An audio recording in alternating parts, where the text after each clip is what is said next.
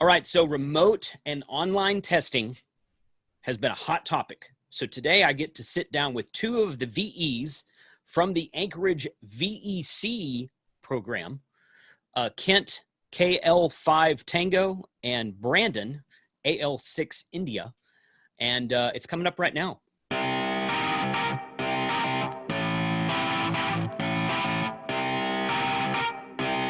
Shut up and sit down.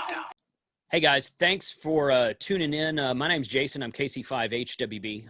This is Ham Radio 2.0, where we do reviews, news, and how-tos of many, many things that are new in amateur radio. If that's something that should interest you, consider subscribing below. So today I get to talk to the Anchorage VEC team, Kent and Brandon.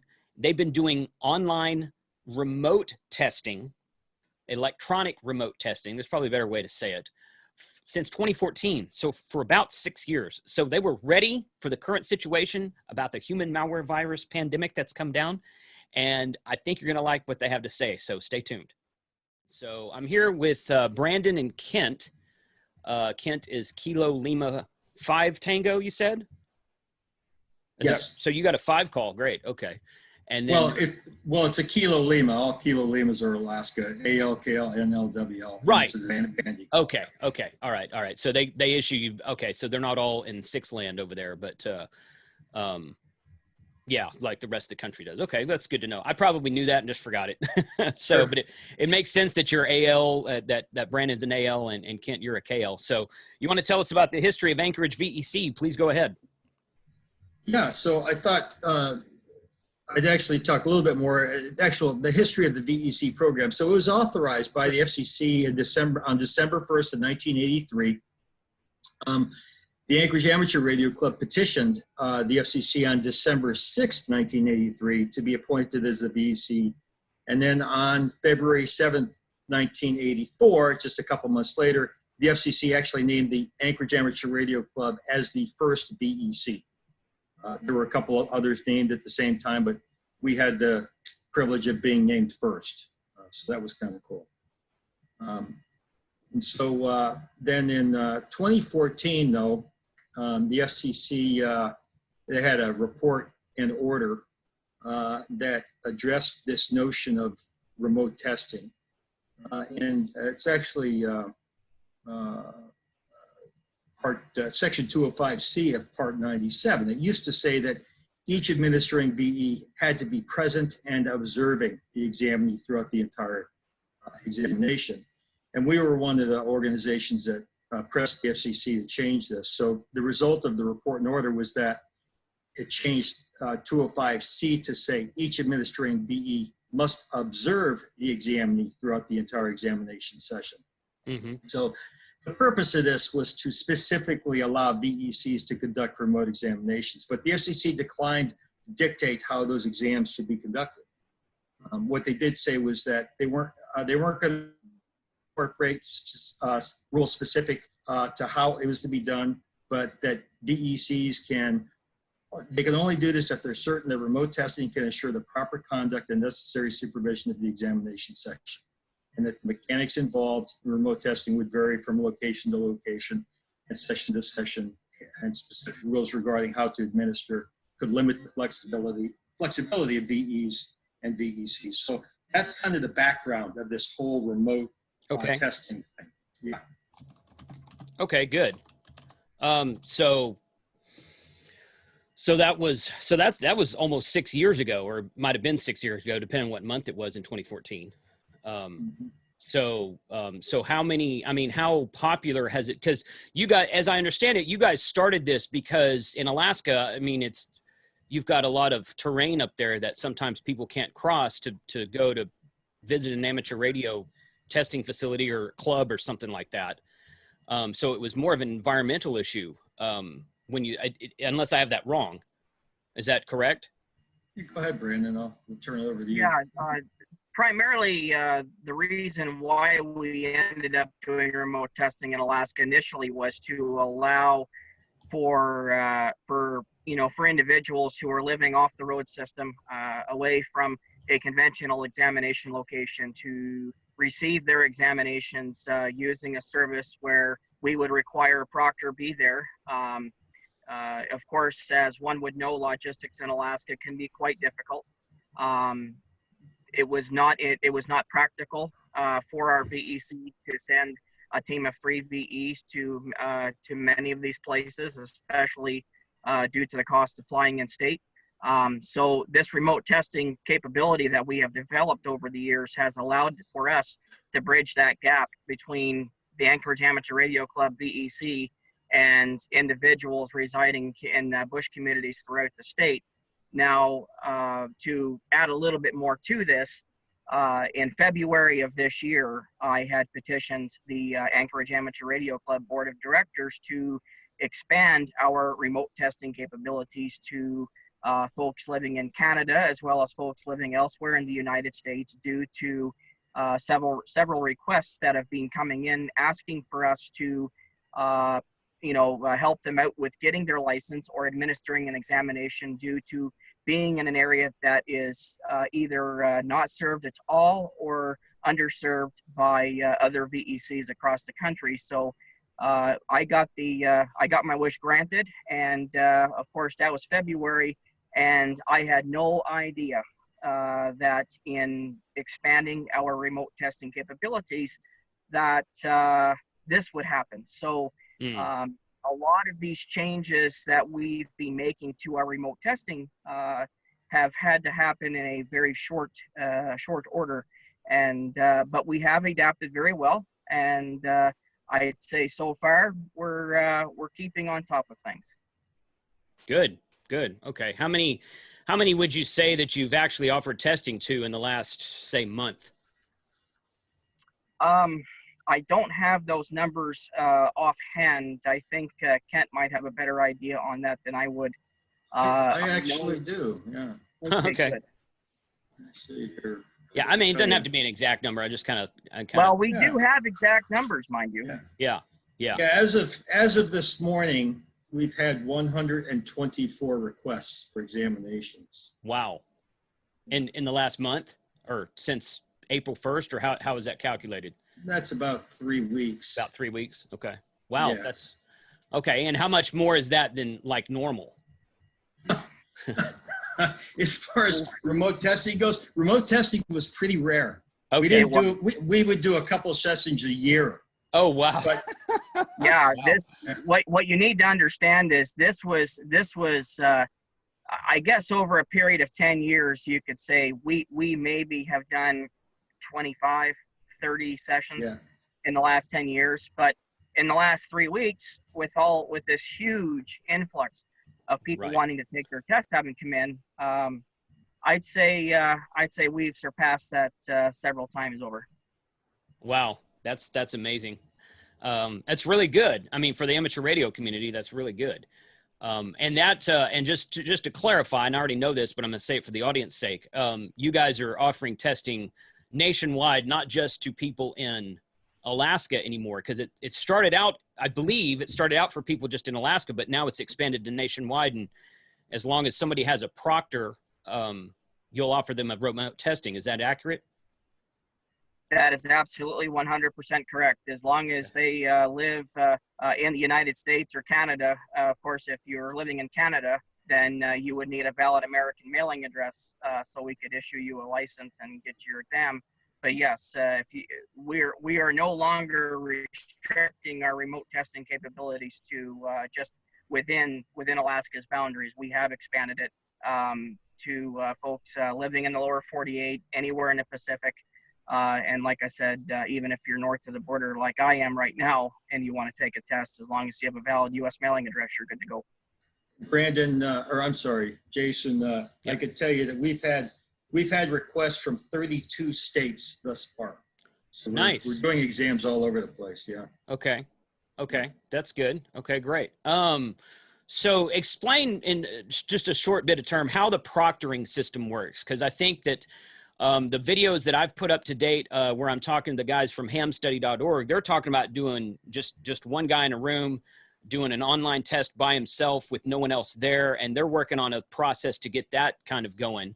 In fact, it's going right now on a limited basis. But explain how the proctoring system works, if you don't mind. Well, Brandon, you want me to take it, or you got it? Yeah, go ahead and answer that one for him. Yeah, so this all hinges, it's really examinee based. I mean, we couldn't possibly have proctors in all of these different locations that, an applicant might come from. So it's upon the applicant to find a proctor that meets our qualifications, and they need to be someone with standing, like a police officer, a fireman, a government official. We've got a list of folks who can qualify to be proctors. And oftentimes someone who's wanting to do this will nominate a ham to be a proctor. Now, we've had direct guidance from the FCC on this, actually called us to talk about our program. Anyway, Brandon, you can interrupt if it's necessary, but basically the FCC said, look, if you're going to use a ham as a proctor, you basically need to treat them like they're a VE. So they need to become, if they're a ham, they need to become credentialed in your VE program first. So that means if you're a technician class proctor, you can't be a proctor, just like a tech can't be a VE. So anyway, those folks who are hams, they have to become credentialed in their VE program first, and then they can become a proctor. And we view the proctors as the linchpin of this program. We've had a lot of people saying they want to do, complete remote examinations with no one there, unproctored, and we think that's feasible in a fixed location where you can get cameras installed and have what you need to adequately monitor. And we're actually looking at doing that at our Radio Science and Operations Center here in Anchorage, to do exams locally that way because of the current situation. And so at any rate, that kind of gives you a sense, but we vet those proctors, we verify that they are who they say they are, and to make sure, because they're basically a trusted agent for us. So that's kind of how that works. And the proctor's job is to verify the identity of the individual, to make sure the area is safe, is good for testing, and that there's no materials that the individual could use to assist them on the examination. Brandon, anything to add to that? I think the biggest thing that folks need to realize is, some people, I've seen comments posted on the web, folks, thinking that we're simply giving away the answers or giving away. Yeah. And it's sickening to me. It really is, because that is so far from the truth. It's unreal.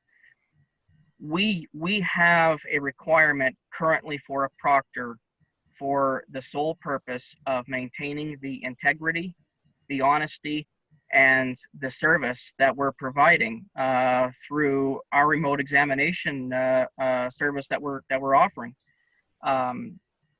Proctors are important. They are our number one frontline resource to ensure that the integrity of the examination is being upheld. We have our system in place to ensure all of that is done above board with the FCC. During my phone call with the Office of General Counsel, we were complimented for the procedures that we have in place, and for our ability to adapt new procedures and modify existing procedures to meet the current situation we have. And in doing so, it has been a learning process for all of us. But even through all of that, proctors are our number one. They are basically our grunts. If it wasn't for them, none of this would be happening. Right. Jason, if I might add something here too. We have a lot of correspondence between us and the applicants or the examinees and the proctors. And of course, because of the current situation, this is a very, it's sensitive. Can we have someone in the same room? And it really depends on your locale. Every area is different, like for instance, in Anchorage, Alaska, we really technically can't do remote testing even right here because of the restrictions we have in place. So one of the things we stress to these folks, the proctors and the examinees, many times through our correspondence is, one, make sure you follow COVID-19 safety protocols, social distancing, whatever restrictions or rules are in place at the time, please follow them. My goodness, we don't want anybody getting sick. And number two, we don't want anybody violating any local orders restricting gatherings, et cetera, et cetera. Right. If your rules are gatherings of no more than 10, then, it's going to be doable. But we don't really know what rules are in place at all of these locales. So we have to rely on the examinee and the proctor to abide by local conditions. But we say, listen, don't break the law. We'll cancel the exam. We'll reschedule the exam. We'll delay whatever it needs to be. We'll accommodate. We totally understand. So right. Please be safe. That's the number one message. Yeah, please be safe. Well, no, and that's a good point, because, a lot of the reason why people are wanting to get tested now is because of that fact, is because, they can't go somewhere because of the close downs, and they can't go. And even if they could go somewhere, it varies by state, but even if they could go somewhere, they may not want to have people meet with them. So, so that's one of the current situations, obviously. All right, great. So, hey, like I said, I put up a couple of videos about having to deal with hamstudy.org, because they're working on rolling out an all online total remote testing. And one of the guys came through and commented and said, "Oh, hey, Anchorage has been doing remote testing, not all online, but remote testing for a while." And that's why I reached out to you guys. So I really appreciate you taking time out of your schedules to call me and sit down and kind of explain the process. If someone sees this video and wants to sign up for a remote proctored test, what's the best way to go about that? Just your website? Yeah, you can send them to our VEC website, which is Kilo Lima 7 Alpha Alpha .Oscar Romeo Golf / Victor Echo Charlie. And when the page loads, I believe there is still currently a link or a little blurb on the top of the page as you scroll down a bit that links you to our remote testing. And if you don't see it there, the remote testing is in the series of links at the bottom of the page. Okay, cool. Jason. Yes. Jason. Yeah, other thing we didn't mention here that, the other important part of us being able to deliver this is that we've gone, over the last year, we've migrated to a web-based testing platform. So everything's done online. We're not sending paperwork. Nobody's printing anything, et cetera. Everything's done electronically, including signatures. They're all done electronically. Mm-hmm. The only paper that's used is maybe the examinee's scratch sheet at the testing session. And if they do use it, then we ask the proctor will take a picture of it, email it to us, and then destroy it. So that's all there is as far as that goes. Now, listen, we're offering you an opportunity to take an examination on our platform so you can see what it looks like to the examinee if you feel like you've got the juice to attempt a technician examination. It's been 26 years since I've taken one of those, but hey, you know what? That might be kind of fun, actually. I might enjoy seeing how I do on a new question pool. So, yeah, I might do that. I'll hit you up after that and get a link from you and see what kind of. I've got you all set up. All I got to do is punch the send email, and you have a link to take your exam. And how long would I have to take it after I receive that email? Does it expire? Yeah. Okay. I believe. But, okay. But we'll, I've got it set up for you to be a full go, and that's the other thing. We do record the video, of course. Right. We've got 3 VEs. They could be anywhere in the country. Yeah. We'll do examinations tomorrow. We'll have VEs in Alaska, one in Texas, Maine. Brandon will be online in New Brunswick, et cetera. So, and we're getting the video feeds. Good. So. Nice. Well, that'll be fun. That's well worth it. Okay. Well, thank you very much for your time today. Is there anything else you can add before we end it? Well, I think if there was anything else I'd want to do as far as putting the icing on the cake, I would say that we are in a very interesting time as far as examinations are concerned with amateur radio license testing. We are at a very unique point where we may reshape the way examinations are given And while we may not have everything down to a science now, we are certainly well on our way to being a, I would say, a front runner, if you will, in our ability to administer examinations practically paperless. And I think times are changing, and with all of this going on, every VEC has an opportunity to adopt something like this, or even implement something like this, to make licensed examinations more accessible to folks in rural America where they may not be able to get an examination.